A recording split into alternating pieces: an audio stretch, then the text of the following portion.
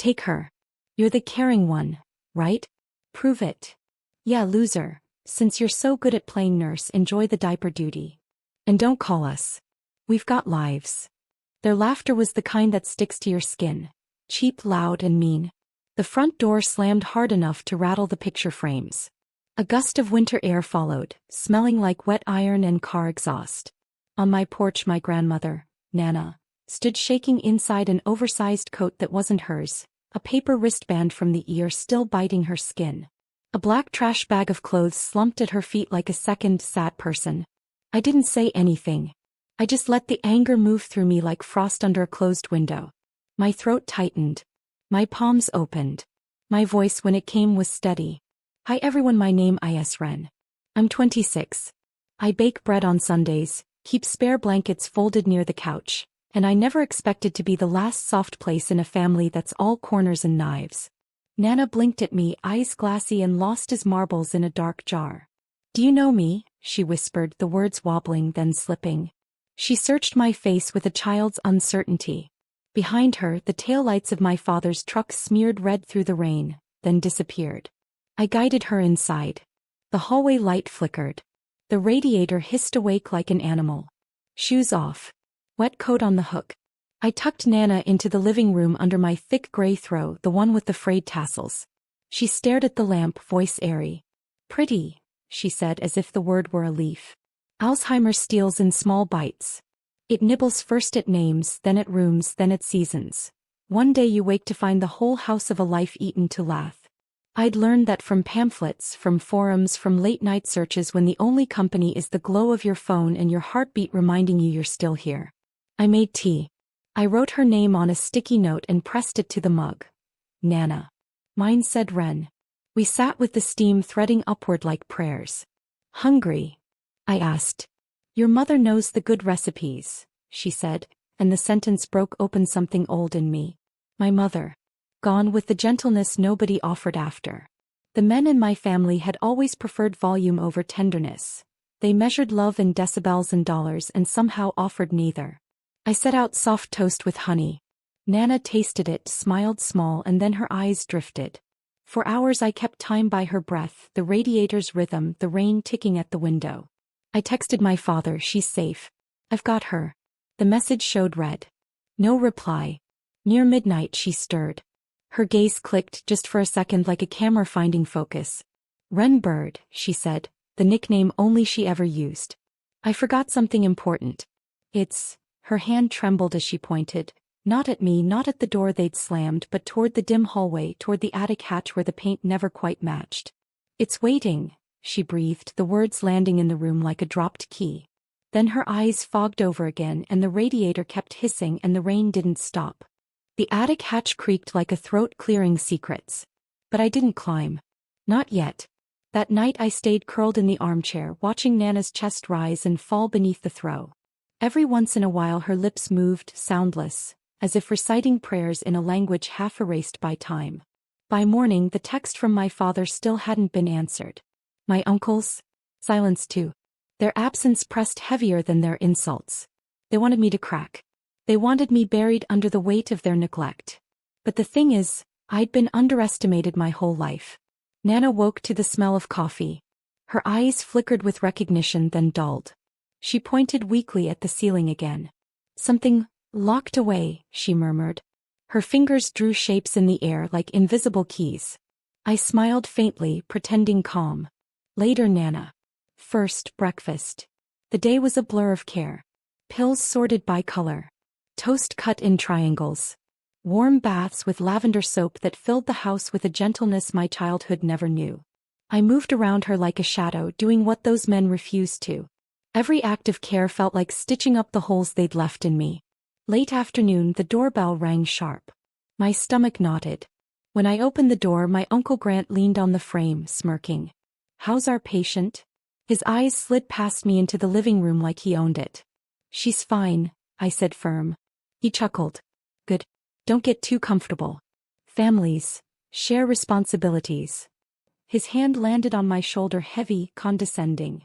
Remember that. I shut the door on him. The echo of the latch was louder than his words. That night while Nana dozed, I finally pulled down the attic ladder. Dust fell like gray snow. My flashlight beam cut through webs, landing on boxes stamped with years in my mother's handwriting. Old quilts, jars of buttons, a trunk with brass corners tarnished to green. As I traced the latch of that trunk, my heart beat louder than the radiator ever could. Nana's voice floated up from below, dreamlike, fragile yet piercing. "Wrenbird, don't let them take it this time." The attic air thickened, carrying weight far heavier than dust. The trunk resisted me at first, its lock rusted with years of disuse. My fingers shook as I tugged, flashlight balanced between my knees. With a final groan of metal, it gave way. The lid creaked open and the smell of cedar and mothballs spilled into the cold attic air. Inside were envelopes, dozens of them, bound with brittle twine. Some were stamped with banks I didn't recognize, others with my mother's neat cursive. For later. For Wren. Beneath them lay a stack of ledgers, yellowed at the edges, and one velvet pouch heavy with something solid inside. My pulse drummed. I untied the pouch.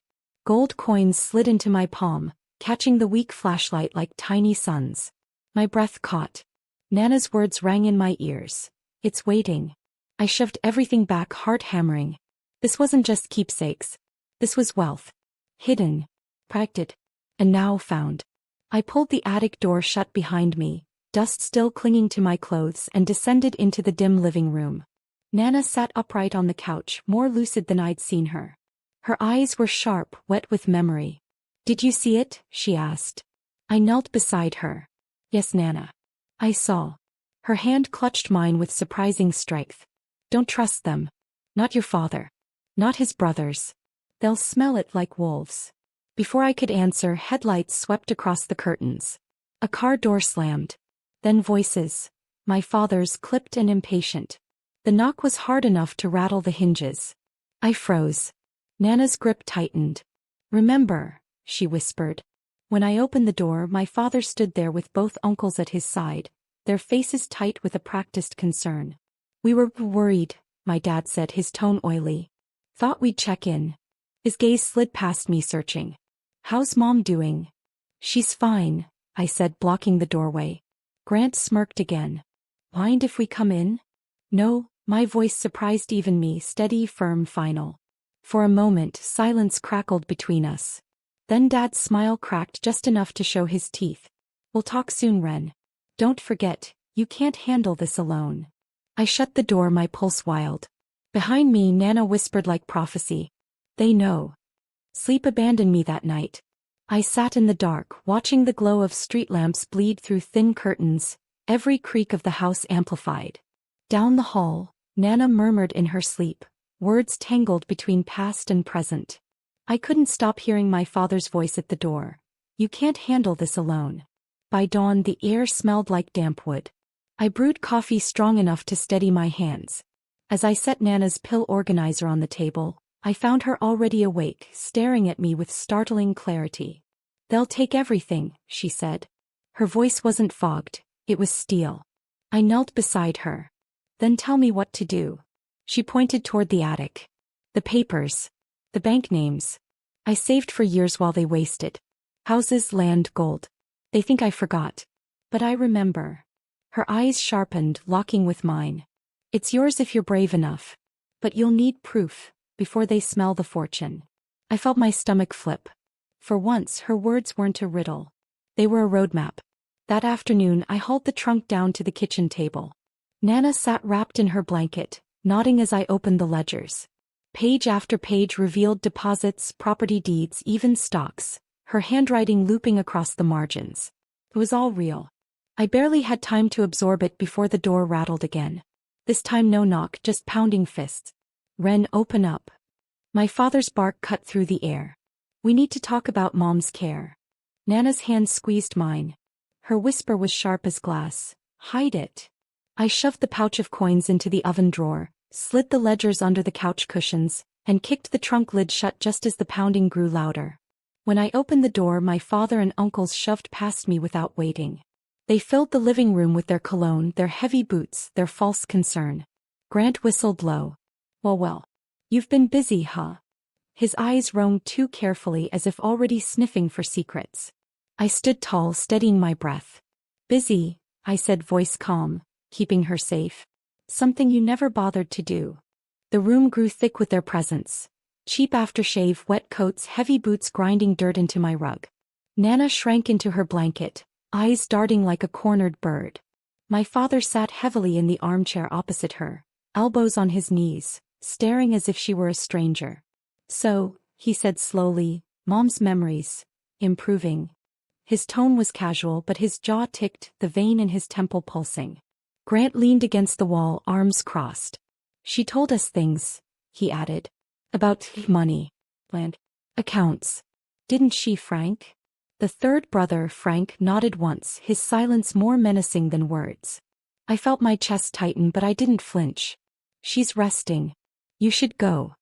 Dad's eyes snapped to mine, cold as stone. Don't play dumb. She's been talking, hasn't she? Behind me, Nana let out a trembling laugh, one that made the hair on my arms stand. Talking? Oh yes. But you never listened when it mattered. Their gazes shot to her. For a moment, the fog in her eyes cleared completely. She sat straighter, her voice cutting sharp. I hid everything because of you, she said. You'd drink it, gamble it, waste it. I wanted it safe, for Ren. My breath caught. She had never spoken my name so deliberately, so firmly in front of them. Dad rose, face mottling red. Mom, don't start with your nonsense. Ren can't handle her own bills, let alone yours. I stepped between them, feeling heat rush up my spine. She's not nonsense. And I won't let you bully her again. Grant smirked, but there was tension in his shoulders. Careful, kid.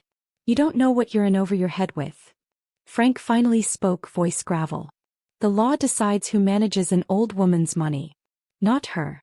Not you. The words landed like a threat. My mind spun. Court. Guardianship. They wanted control. I guided Nana toward her room, shielding her with my body. Her fingers clutched mine fiercely, whispering as if only I could hear. They'll try papers, judges, tricks. But the truth is written already.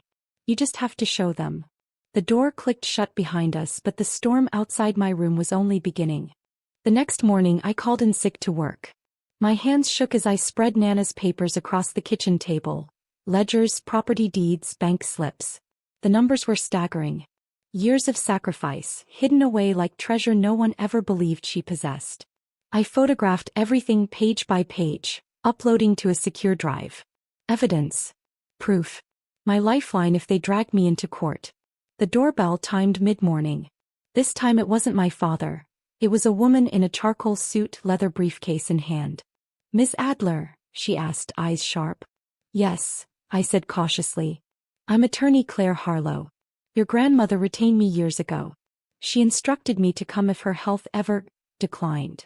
My chest tightened. Nana shuffled into the kitchen, blanket trailing, eyes suddenly bright. Claire, she said softly as if greeting an old friend. The attorney smiled. Hello, Mrs. Adler. I've kept everything as you asked. The trust. The deeds. Your will. She opened the briefcase with a snap. Inside, neatly organized folders glowed like salvation. I nearly collapsed with relief. But before we could breathe, tires screeched outside. The slam of car doors. Raised voices. My father's roar. Ren. Open this damn door. Claire's eyes flicked to me steady. Do not let them in. Not yet.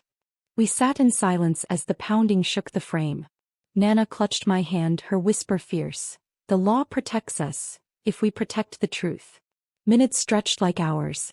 Finally the noise faded, engines revving away. I exhaled, trembling. Claire placed her hand on mine. They'll file for guardianship. Try to paint you as unfit. But with these records we can prove your grandmother's intentions. Anne, she paused, lowering her voice. She left control of her estate to you, not them. My father's threats echoed in my head. Court battles. Lies. Character assassinations. But now for the first time I wasn't defenseless. Nana's eyes glimmered, steady and knowing. They think I'm broken. But you'll show them I am not. You'll finish what I began. Her words weren't a request. They were a charge. A passing of the torch. And I knew I was ready to burn them with the truth. The courthouse smelled of old wood and polished stone, a place where truths and lies battled under fluorescent light. My father and uncles sat in a row across the aisle, dark suits straining against their shoulders, eyes gleaming with false righteousness. They looked like men about to collect a prize. I sat with Claire and Nana. Though frail, Nana insisted on being present. She wore her favorite brooch, a sapphire pinned to her cardigan, and her eyes burned with the clarity of someone who had waited years for this moment. The judge entered. Papers shuffled. My father's attorney rose first, spinning a tale of concern. These men only wished to ensure their mother's care. Unfortunately, their niece is inexperienced, unstable, and financially incapable. Their words sliced at me, but I held steady. Claire stood. Her voice was crisp as glass. Your Honor, we have documented proof that Mrs. Adler prepared her estate long before this decline. The will, trusts, and property deeds are here. She laid the folders gently before the bench. The judge leaned forward. My father's face paled as page after page was reviewed. Then Claire asked permission to call Nana.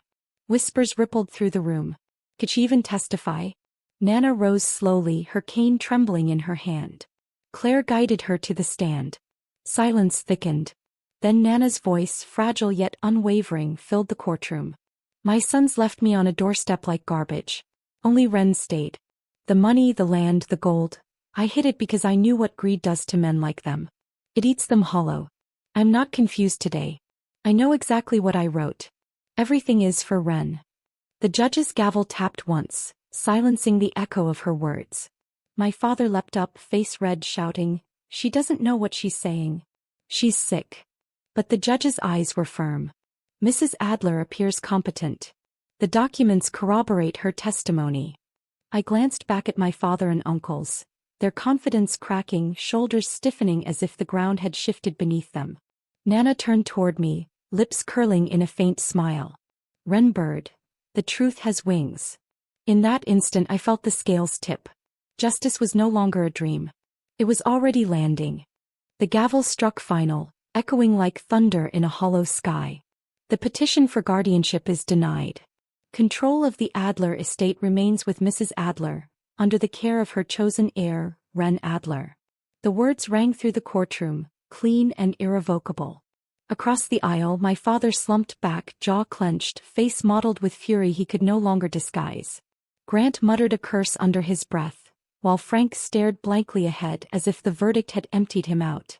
For the first time in my life, their power shrank before my eyes. Paper tigers exposed by truth. Claire squeezed my shoulder, grounding me. Nana's hand found mine, warm, fragile, but steady. Her sapphire brooch glinted under the lights as if winking at me. Outside, the courthouse steps buzzed with murmurs. My father stormed past without a glance, shoulders hunched, the weight of defeat bending him. My uncles followed, smaller now, shadows of the men who once loomed so large. I held Nana close as the cold air swept around us. She whispered, voice thin but fierce, "They thought abandoning me made me weak. But love is stronger than greed.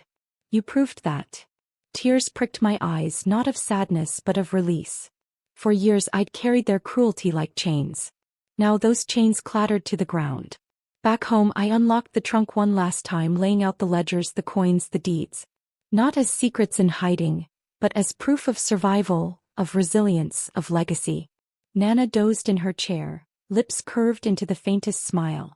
I looked around my small, battered house and knew it was no longer just mine. It was the foundation of something greater. The storm was over. The truth had wings,